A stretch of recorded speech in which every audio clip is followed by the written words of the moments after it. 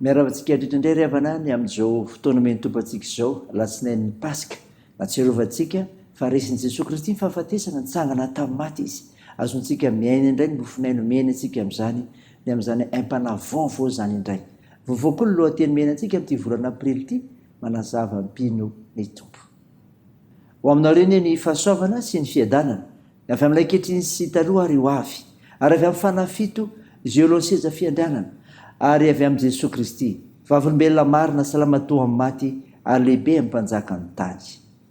Amen. Alatsinainy voalohan'ny aprily 2022 imanjina antsika lo hevitra hoe manazava mpino ny tompo. Dia ary avaridera sy ankalazan'Andriamanitra isika.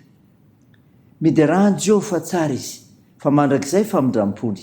Aoka anao izany navotany Jehova, dia izay navotany ho afaka tamin'ny tany amin'ny fahavalo, sy nangoniny avy tany amin'ny tany maro, dia avy tany atsinanana sy andrefana, ary tany avaratra sy tany amin'ny ranomasina. Miderany Jehova fa tsara izy, eny mandrakizay famindram-pony. Amen.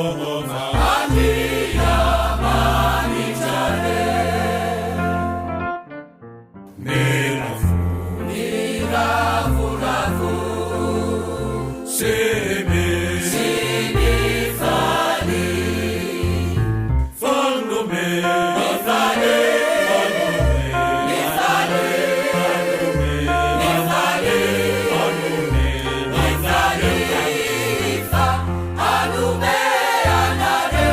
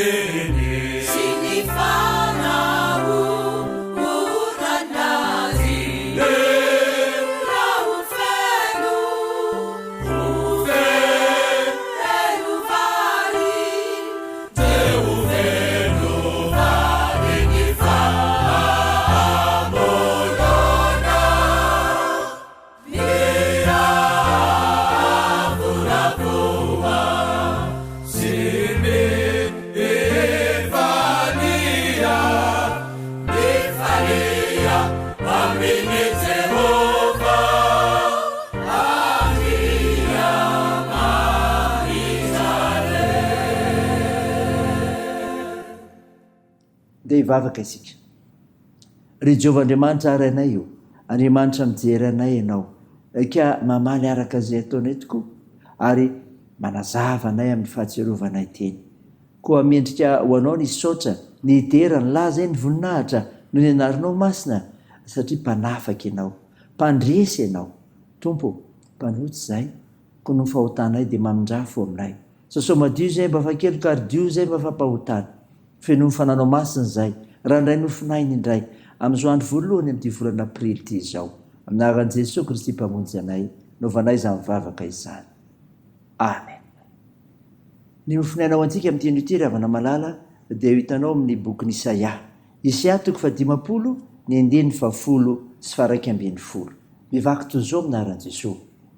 Iza aminareo no matahotra an'i Jehovah ka mihaino ny feon'ny mpanompony, na iza mandeha amin'ny maizina ka tsy manana fahazavana, aoka izy atoko ny anaran'i Jehovah sy ankina amin'ny Andriamanina. Ianao rehetra izay mampirehitra afo sy mifeky lalaona afo manodidina anareo, mandehana amin'ilay lafinareo sy amin'ny zana-tsipika misy afo izay narehetrareo.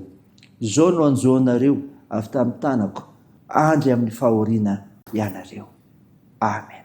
Ray masino, manamasinana ny fahamarinana, ny teninao ny fahamarinana. Amen.